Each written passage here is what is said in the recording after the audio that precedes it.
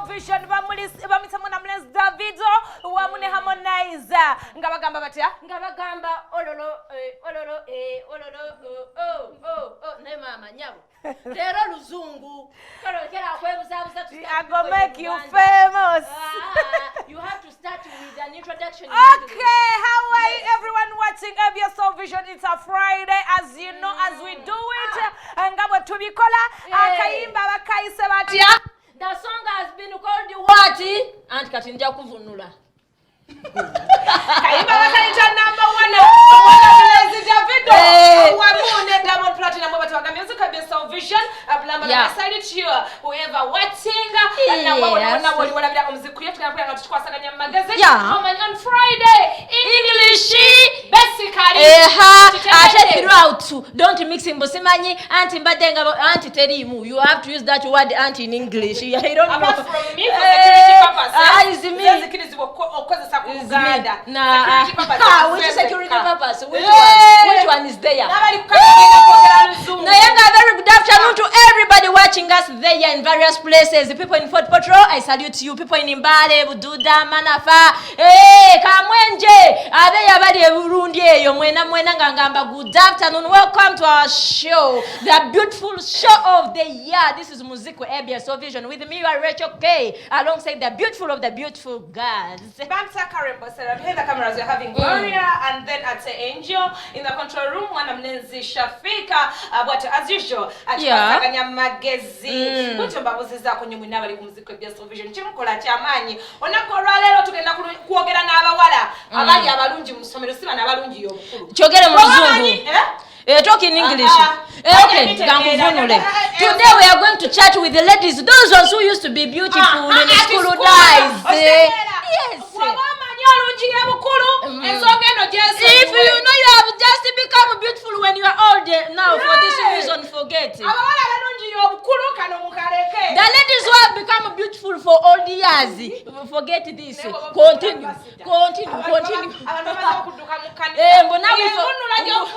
If I'm to kuvunula pastor, people may run away of church. I don't know whether my English is broken. Woman, why you so many chitubulire? But you resemble Jackie. Jackie breaks the buffaloes, which is okay.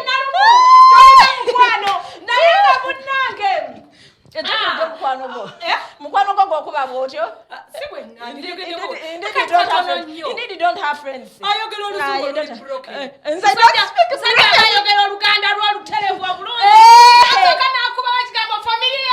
English is on halali. Of course, that's the thing. But for me, my English is on halali. It's not broken. Akaimba kabaita no one like you kakujukiza ati misera bali kusomero enjo gwasoka kakujukiza bale abantu kwanya kwa kaka nephew no mbulire gwe kakujukiza ati nawo gena kwogera ati kakujukiza atenze nali nakazalibwa kalonga ngoli de emyaka siriwo aye naye mukama ze nali siriwo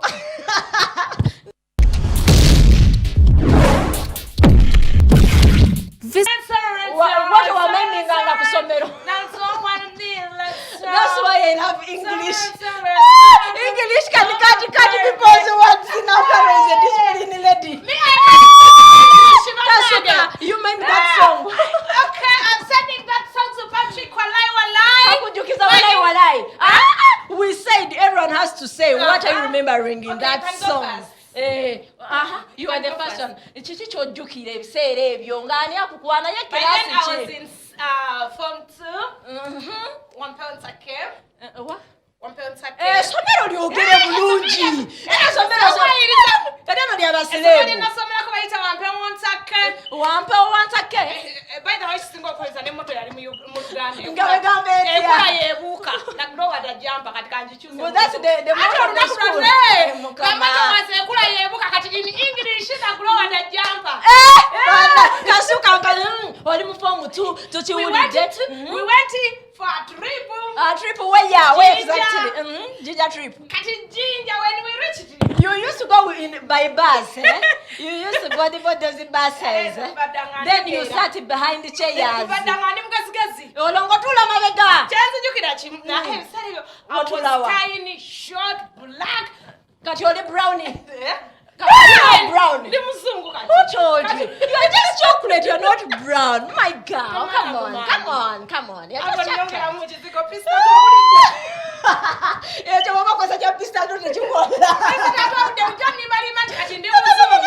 You haven't yet changed. You can even see yourself. I'm now brown. No, you're not. You're not brown, darling. You are just chocolate, my girl. You was the short and the small. Kasuka.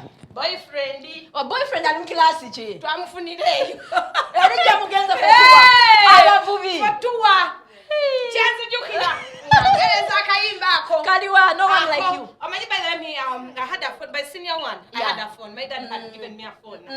So mero batibagana masimu. I was in day. Awali mude mama. Olongova ova chanchima. Ogenda wampeyo. But I did. I don't remember moving.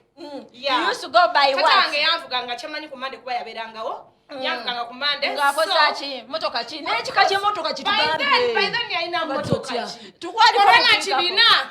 Ngazaka jando ngazeziriko. Ngaye mugaga ku kyalo.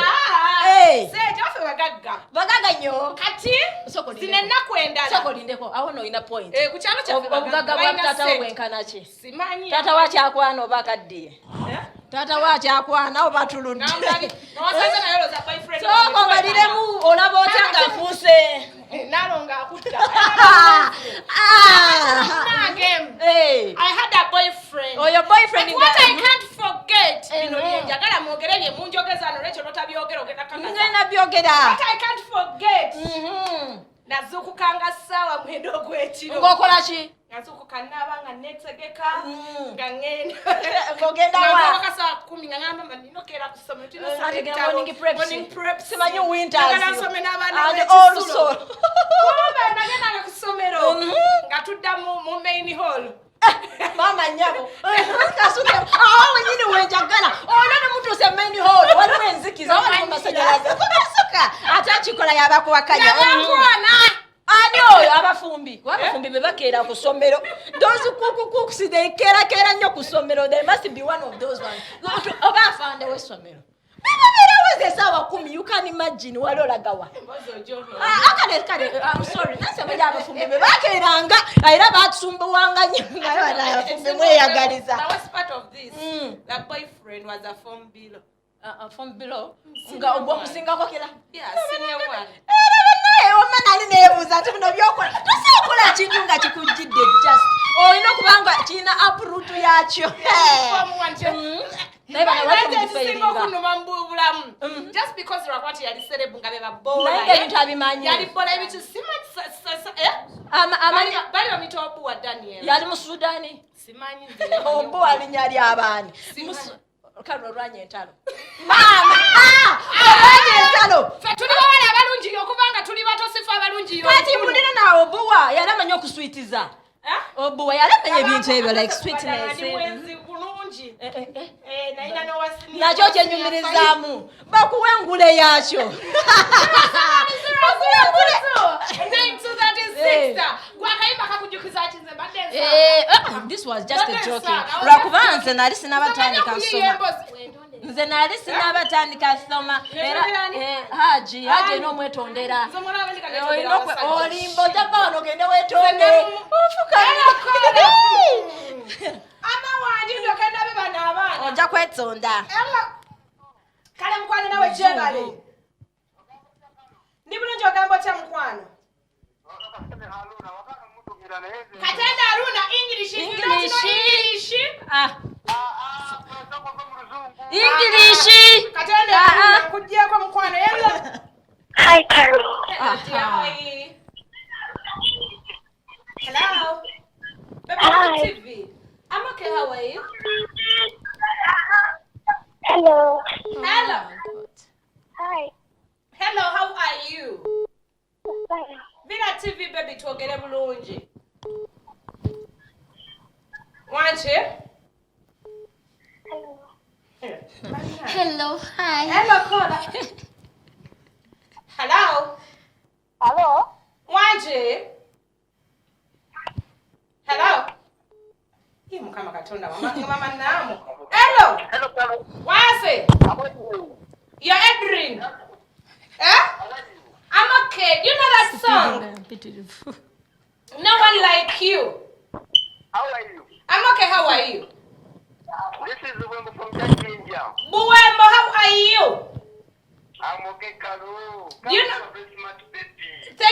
so much. Man, I'm very so smart. I'm very so smart. You're okay. Okay, Buembo. Buembo. I want the song. Akaimba koge nakasaba naye akaimba ka no one like you kalabye. Nkalaye mune kanjukizira mu isura bijeria mu 26. Wakola ki? Ngalaki. Ati wakola ki mu 26?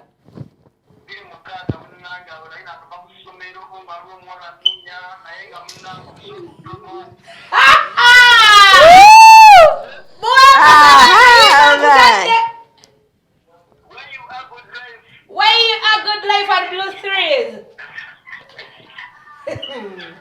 Hello, Kola. Kabajukiza basajja n'abakazi. Hi, how are you, darling? Thanks for that, you are nice. You're welcome. You're very nice. Thank you. Thank you. Wanje. Mkwano sikulia. Hello, Kola. Hello. Hello. Wanje. Jebale, call me from. Kale nawe Jebale, your name? Nyananga Mujazi, you're from Kawanda. Bwana, how is Kawanda? Nice. Thank you for looking nice. You're welcome, darling. It's my first time. I'm very happy, Carol. Aha. Oh, Wanje. You are joking with English. Hey, Hey, na yenga gwegolyeyo.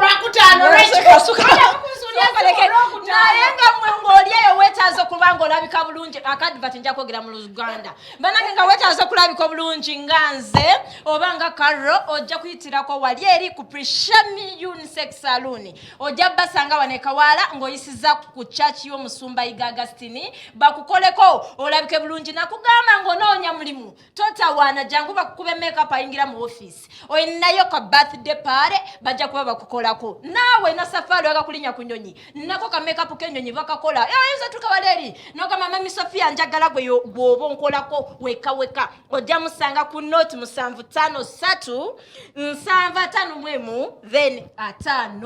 Okay. Yeah. Aba Prishami ku note 7 abiri mu Yeah. 18 asatu munya note 7 nya abiri mu 18 asatu munya basajja bakola ka massage bakola ka facial Yes. mwabali nembala bajja zinyiga bakola ka facial Yeah. ka skin kabenga ka giltari kati basale enviri ne bakuyoyota mwana ebibutuka nzinga nyo nawo asaze emyaka Mzee Manje yasaze emyaka.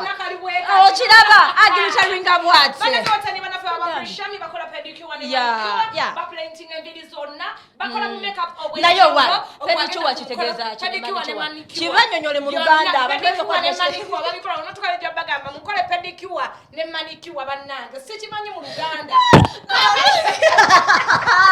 Franso manye manani tuunga. Programu ya Luzunga toka wamma. pedicure ne manicure Tobavunulira abaleke. Samudoti inya abiri mu 18 asatu munya aba Prishami beauty salon and bridal Kabinyo.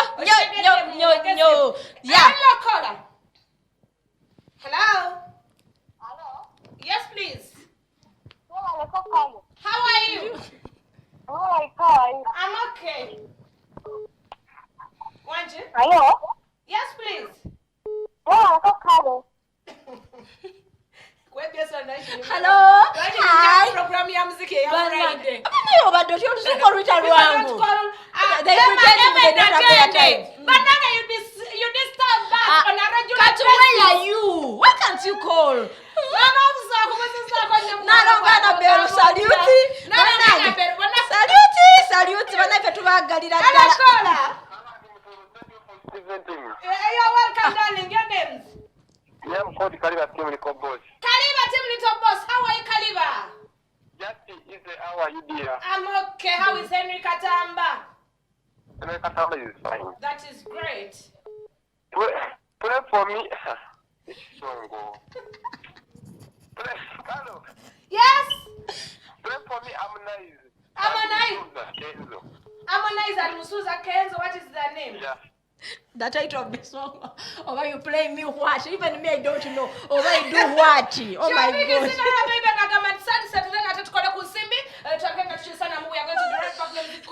ne request zammwe lubeera ko tovaawo era batuuka tugenda kugerezaganya ku noti musanvu noti Yeah. 2292 3 only English Yeah. Wanaze na copyright eyogera Oluganda nange security purposes fe tuli ba special case Special case. special case ruba luzungu Yes. rutolo zenja kwogeramu rutolo Protection, I love you as need a protection. Yeah, nyimbi oluzungu ambulidde. oluzungu enyimba z'oluzungu zanema bannange sijja okulimba Mutalemu ku muzika ya Soul Vision. Happy birthday to you, Baba Nanyonjo Lydia. Happy birthday. Oba wesezemeka. Wabula nno baba okuze. Happy birthday to you. Then ate bambi njagala kwagalizaako baby Rauda. Well done Nachi. Happy birthday to you baby girl. It's her second birthday by the way. Achali baby nyonyo. Sigana kuyimba. nerwakwa muto Wabula ngenda flukinga program yammwe ku endi ngenda saba Shafika avunya akayimba ka Palaso ke bayita happy birthday nja kubeera nga nkaweereza Rauda wamu ne baba Lydia mwana kayeyagale nenga mwana mikwana bali diaspora eyo Dubai Qatar Saudi Arabia nga mumutumbudde muli mukutulaba this beautiful Friday tubagala nnyo mikwano naye nga bannange olunaku lugenda kubeera lwa Monday abantu bekasanga ti Churchima ffenna mulongo wa Swatu mulabiranga ddala youth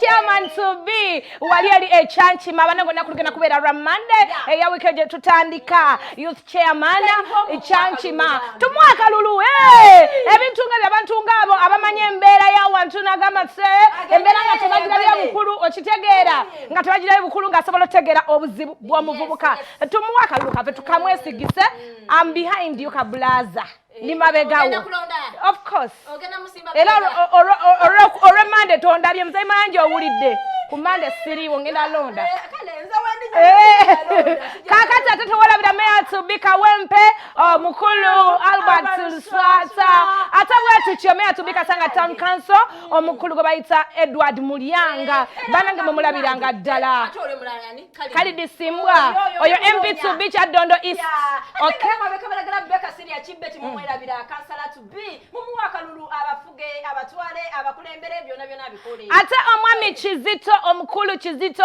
Ivana nete mumwerabira ku bwa Wakazi MP Wakazi MP Ashrafani sewanyana abawo najja abe najja naye mumulabira ddala kansala ojoloze mwana guno mwaka guno batereza abakyala simanyi na bizimba bigalanga bichi byonna genda wale nansana bamubaraka bajeko bakola bulungi Musumbayiga yagambe no program yiye Nati musambu noti mbiri jeda mubiri azatu mumukaga ulambala bakozeka bya Vision omusumaga singa abizayo onako rencha agenda kubeera ne counseling ajja kuduka misinde ajja kuchachi omusumayiga abizayo abakulaba wano ntwana nakulya chechagana lwachi obulamu bote butambula lwachi obulamu bwo bwasoba chechi buganya okubeera nga butambula botajja okukola ajja kuduka misinde ojje ku Revival Christian Church Kawala olunaku lugenda kubeera lwanchi anti abalaba lwa kubiri lwa kuna n'olw'omukaaga okitegedde on this pretty makeup ojja kulaba naffe abapreshami ku noti musanvu noti nnya 21 3 mu nnya bajja kubeera nga bakolako okitegedde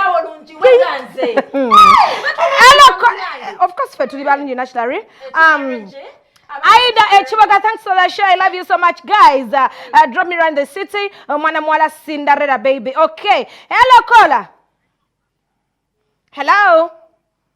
Wanji Mkwano. How are you? I'm okay. How are you, darling? Life is cool. And yours? I'm Julia from Kawanda Namalele. How is Kawanda? Kawanda, Then that is good. What?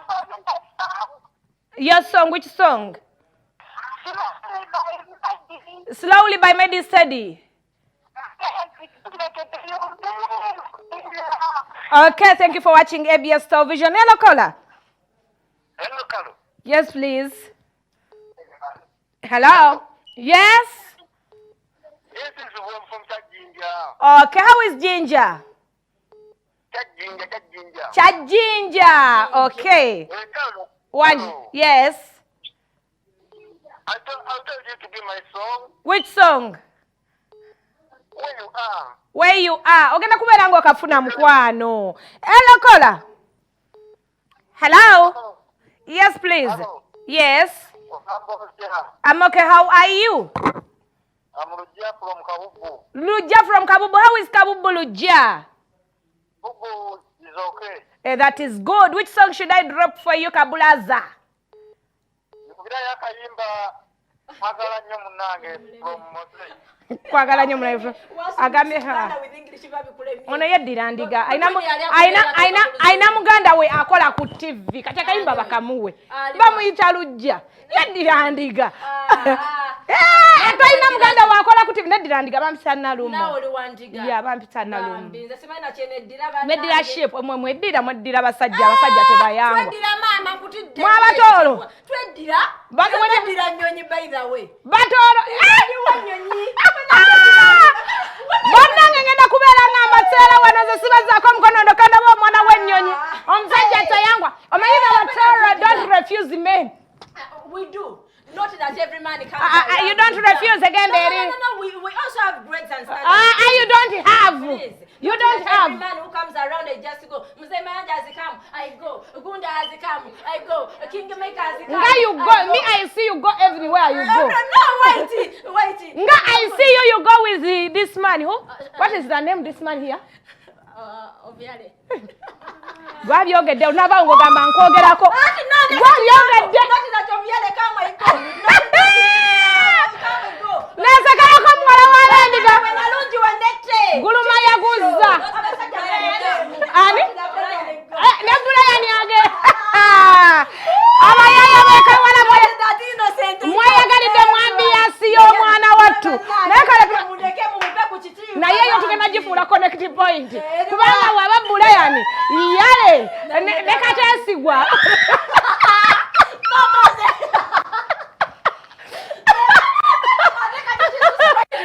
See you when you see me tomorrow. Tugenda balekera akayimba ka happy birthday. Omwana mlezi Palaso. Omwana muwala Rauda, baby Rauda. Happy birthday to you. Baba Lydia, happy birthday to you. Akayimba ko njala kabanyumire nyo mugana gamba bane Kara Flukinze. Onakura fana kwa akayimba ko Luganda. Lydia ina muganda we Kara akola ku TV. Oli omwana Rauda omukazi wa uncle wa akola ku TV. Ati yafanya sikabona kyekimu. Sabula mpaka Shafiki